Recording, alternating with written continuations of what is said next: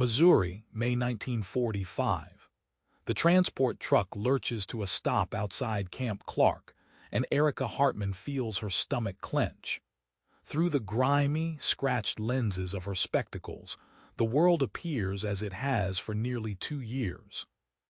A blur of shapes and shadows, everything softened at the edges, colors muted behind the film of dust and fingerprints she can never quite remove. She squints at the compound through the truck's canvas opening.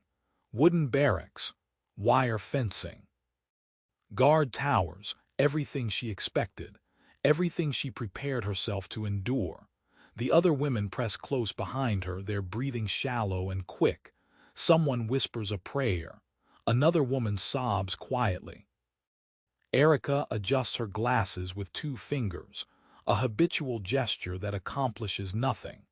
The frames sit crooked on her face, bent from an incident months ago that she can barely remember now.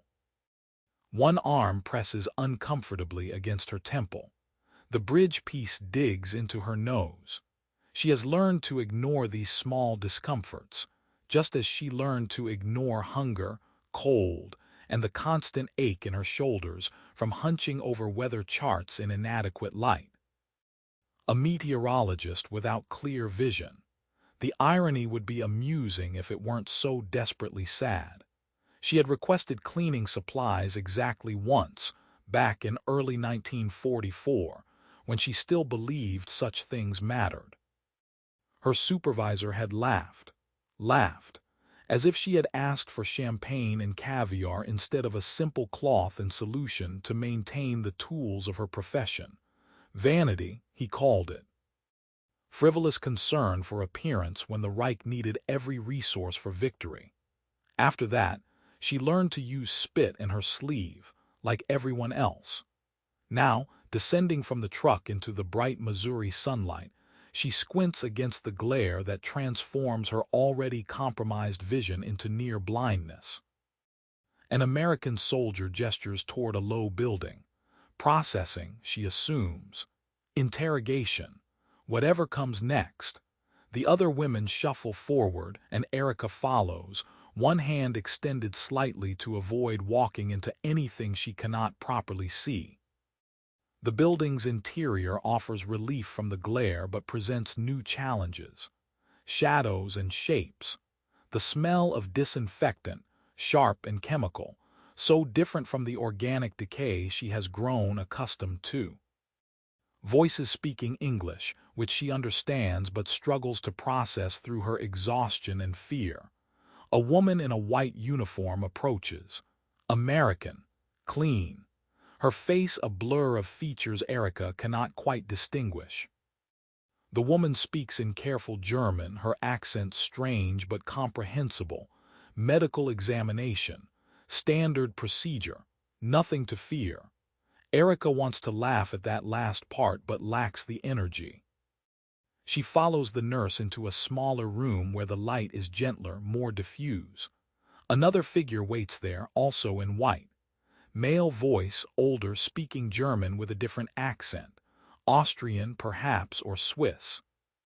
A doctor, clearly, from his manner and the stethoscope around his neck.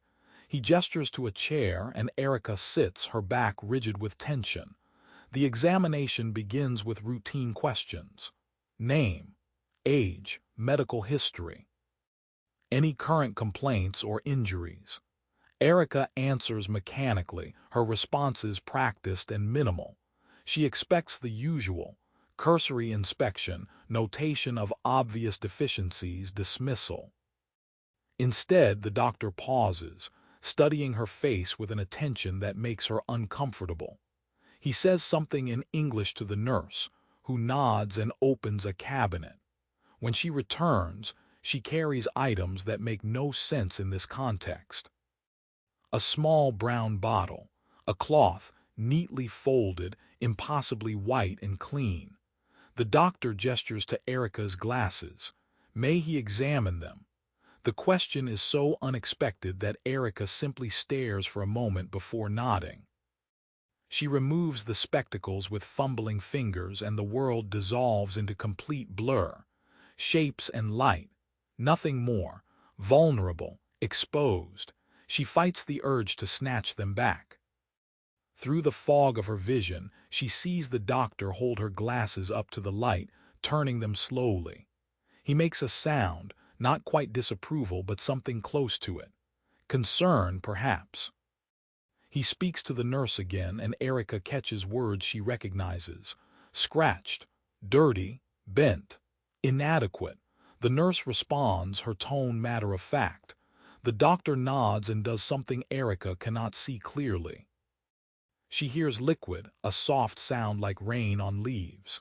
The smell reaches her a moment later, clean, chemical, purpose-made, not spit, not water, actual lens cleaning solution. The kind she used to take for granted in her university days, when such things were simply available, unremarkable, expected. Her throat tightens. The doctor works with methodical care, and Erica sits frozen, her hands clenched in her lap. She hears the soft friction of cloth against glass. Once, twice, again, patient, thorough strokes. The doctor hums softly, a tuneless sound of concentration. Minutes pass, or perhaps only seconds. Time feels strange without clear vision, without the familiar weight of her glasses on her face. Then the doctor speaks directly to her, his voice gentle. He has cleaned the lenses as best he can, but the scratches are permanent.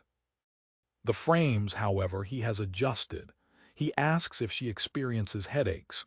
Daily, she admits. He nods, unsurprised. The misalignment would cause significant eye strain. He has corrected it as much as possible, but she should see an optometrist for a full assessment. An optometrist. The word sounds like something from another lifetime, another world. He continues, still holding her glasses, still speaking in that calm, professional tone. If her prescription has changed, or if the scratches impair her vision too severely, replacement lenses can be arranged. It may take a few weeks, but the camp has an optometry service for all prisoners who need it, free of charge. Erica hears the words, but they do not process, cannot process. Replacement lenses, optometry service. Free of charge. The doctor extends his hand, offering her glasses back to her. She takes them with trembling fingers and raises them to her face. The moment the lenses settle into place, the world snaps into focus with a clarity she had forgotten was possible. Sharp edges, distinct colors. The doctor's face, no longer a blur but a real person with kind eyes and deep lines around his mouth. The nurse beside him, young and blonde, watching with an expression of gentle concern. The room itself, clean and bright and organized. Details. So many details. The texture of the plastered walls, the gleam of metal instruments on a tray, the individual threads in the white cloth the doctor still holds. The frames sit properly on her face for the first time in months. No pressure against her temple, no digging into her nose, just comfortable, correct, right. Something breaks inside her chest, not suddenly, but like ice cracking under weight. A fissure that spreads and spreads until the whole structure collapses. She tries to speak, to thank him, to maintain some dignity, but the only sound that emerges is a choked gasp. Then another. Her vision blurs again, but this time not from scratched lenses. Tears. Hot and unexpected and utterly unstoppable. They spill down her cheeks, and she cannot stop them, cannot control them, cannot do anything but sit in that chair and weep while the doctor and nurse watch with patient compassion. The doctor says something soft in English. The nurse responds, then moves closer, offering a tissue. Erica takes it but cannot use it, her hands shaking too violently. The nurse gently takes it back and dabs at Erica's face with maternal care. The kindness makes it worse, makes everything worse. Because kindness is not supposed to exist here, not in a prison camp, not from enemies. Not in a world that has spent years teaching her that such things are weakness, frivolity, dangerous sentimentality. She had learned to live with blurred vision, learned to squint and strain and make do, learned to accept that her needs, even the most basic requirements of her profession, were secondary to everything else, dispensable, unimportant, vain. And now this stranger, this enemy doctor in this enemy camp, has spent careful minutes cleaning her glasses with proper solution and adjusting the frames with professional precision and speaking of replacement lenses as if such things are simply normal. Expected, a right rather than a luxury. The sobs come harder, racking her thin frame. She bends forward, her face in her hands, and the nurse's arm comes around her shoulders, steady and warm. The doctor continues speaking in that calm voice, but Erica cannot hear the words over the sound of her own crying. She cries for the 2 years of squinting, for the headaches she endured in silence, for the supervisor who laughed at her request, for the slow normalization of deprivation, the gradual acceptance that basic tools were somehow excessive wants, for the part of herself that learned to believe it, that internalized the message that her vision, her comfort, her ability to do her work properly mattered less than nothing. The nurse produces more tissues. The doctor waits, patient and unhurried. No one tells her to stop. No one dismisses her emotion as weakness or drama. They simply let her cry as if tears are acceptable, as if grief and relief can coexist, as if she is still human enough to deserve this small breakdown. Eventually, the storm passes, not because she has resolved anything, but because bodies have limits and hers has reached one. She sits up slowly, accepting another tissue, wiping her face with shaking hands. The world remains sharp and clear. The frames remain comfortable. The evidence of care remains undeniable. The doctor speaks again, and this time she can hear him. He asks if she is ready to continue the examination or if she needs more time. His tone suggests that either answer is acceptable. Erica nods. She is ready, or as ready as she will ever be. The examination proceeds. The doctor is thorough but gentle, checking her heart, her lungs, her reflexes. He notes her weight, her nutritional deficiencies, her various minor ailments. He asks about her work, and when she explains that she is a meteorologist, his eyebrows rise with interest. He asks technical questions, engaging with her professionally, treating her expertise with respect. It is disorienting. By the time the examination concludes, Erica feels hollowed out and strangely lighter. The doctor makes notes in a file, then looks up at her with a slight smile. He will schedule her for an optometry appointment within the week. In the meantime, she should use the cleaning solution daily. He hands her the small brown bottle and several of the white cloths, for her personal use, to keep. The weight of these items in her hands feels impossible. She stares at them, at the bottle's label with its English words and professional printing, at the cloths folded with precise corners. The nurse guides her to the door, still speaking in that gentle German, explaining what comes next. Barracks assignment, meal schedule, camp orientation. Erica hears the information distantly, still clutching the bottle and cloths as if they might disappear if she loosens her grip. Outside, the other women wait in a loose group, their faces anxious. They turn to her as she emerges, searching her expression for clues about what to expect. Erica cannot find words to explain.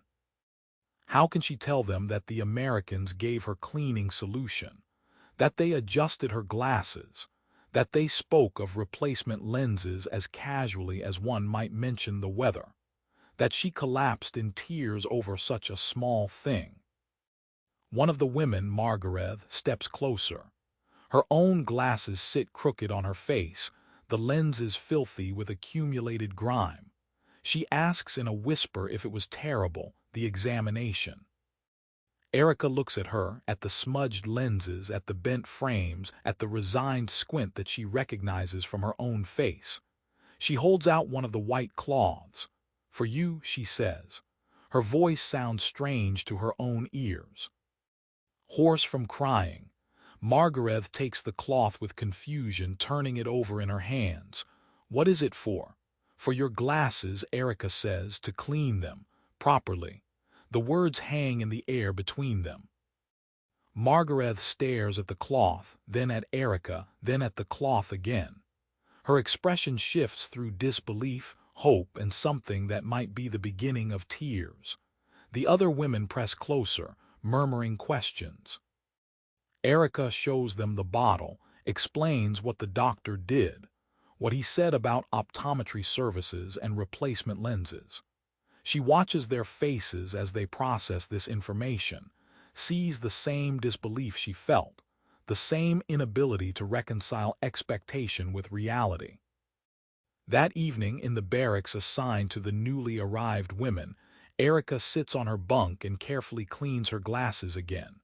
The ritual feels sacred somehow. The cool liquid on the lens, the soft friction of the cloth, the gradual emergence of clarity. Around her, the other women settle into their new surroundings with the cautious movements of people expecting punishment at any moment. The barracks are clean. The bunks have mattresses and blankets. The windows have glass and curtains. Nothing matches what they anticipated. Margaret approaches, hesitant, and asks if she might borrow the solution. Erica hands it to her without hesitation, watches as Margaret removes her own glasses with trembling hands and begins the careful work of cleaning. The transformation on her face as she puts them back on as the world comes into focus mirrors what Erica felt hours earlier. Wonder, grief, relief, confusion. By the time lights out is called, 5 women have cleaned their glasses. 5 women have experienced that moment of restored clarity. 5 women have begun the difficult work of understanding that what they accepted as normal was actually deprivation. That what they dismissed as vanity was actually basic human need. That what they learned to live without was actually fundamental. Erica lies in her bunk, her glasses carefully folded on the small shelf beside her, the bottle and remaining cloths arranged next to them. Through the window she can see stars with a clarity she had forgotten, individual points of light against the darkness, distinct, sharp, real. She thinks of the doctor's hands, steady and professional, cleaning her lenses with care. She thinks of his words about replacement options, spoken as if her vision matters, as if her ability to see clearly is worth resources and time and attention. She thinks of the supervisor who laughed at her request, who taught her that such needs were excessive, who normalized her deprivation until she stopped noticing it, until she accepted blurred vision as simply the way things were. The tears come again, quieter this time, sliding down her temples onto the pillow. But these tears feel different, less like breaking and more like thawing. Like something frozen beginning to melt. In the darkness, another woman is crying too. Soft, muffled sounds that she tries to hide. Then another, and another. The barracks fill with the sound of women weeping, not from fear or pain, but from the devastating kindness of having their basic needs met. From the disorienting experience of being treated as if they matter. From the slow, painful realization of how thoroughly they had learned to accept less. How completely they had internalized the message that their comfort, their health, their ability to function were dispensable luxuries rather than fundamental rights. Erica closes her eyes and lets the tears fall. Tomorrow she will see the optometrist. Tomorrow she will perhaps receive new lenses, undamaged and precisely calibrated. Tomorrow she will continue the work of understanding what has happened to her, what was done to her, what she learned to do to herself. But tonight, she simply lies in the darkness, feeling the comfortable weight of properly adjusted frames on her face, knowing that in the morning she will wake to a world in sharp focus. Knowing that someone cared enough to spend time cleaning her glasses. Knowing that this simple act of restoration has cracked something open inside her that she did not know was sealed. The bottle of lens solution sits on the shelf, half full, ready for tomorrow's cleaning. Such a small thing, such an ordinary thing, such an impossible thing. Outside, the Missouri night is warm and full of sounds she cannot identify. Insects, perhaps, night birds, the distant murmur of guards talking. The world continues, indifferent to the small revolution happening in this barracks, where women are learning to see clearly again, and discovering that clarity is more painful and more precious than they ever imagined. Erica's last thought before sleep claims her is of weather patterns, of the charts she used to study, squinting through scratched lenses, straining to distinguish pressure systems and frontal boundaries. Of the work she might do again if her vision is restored, if she is given the tools she needs, if she is treated as if her skills and knowledge have value. The possibility feels both terrifying and achingly hopeful. Like everything else in this strange new world where enemies offer kindness and basic care, is treated as basic care rather than excessive luxury, where a simple bottle of cleaning solution can shatter the normalized deprivation of years, where seeing clearly is not vanity but necessity, where she might possibly begin to remember who she was before she learned to accept less, before she learned to squint and make do, before she learned that her needs did not matter. The darkness deepens, the crying gradually quiets, the women sleep, their cleaned glasses carefully stored, their bent frames straightened, their world slightly more in focus than it was this morning. And in the morning, the work of understanding will continue, the slow, difficult process of unlearning deprivation, of recognizing that what was normalized was actually cruelty, that what was dismissed was actually essential, that a meteorologist needs clear vision not from vanity, but because weather patterns do not care about ideology or sacrifice or the supposed frivolity of basic tools. They simply exist, waiting to be observed and understood and predicted. And for that work, for any work, for simply being human in the world, clarity matters. Vision matters. The small, ordinary dignity of clean lenses and straight frames, and the ability to see what is actually there, rather than a blurred approximation filtered through accumulated grime and damage. Erica sleeps and dreams of clouds she can see clearly, their formations distinct and meaningful, their movements telling stories she has the tools to read. And when she wakes, the bottle will still be there, proof that this was real, that someone cared, that seeing clearly is possible again. Such a small thing, such an enormous thing, such a devastating gift.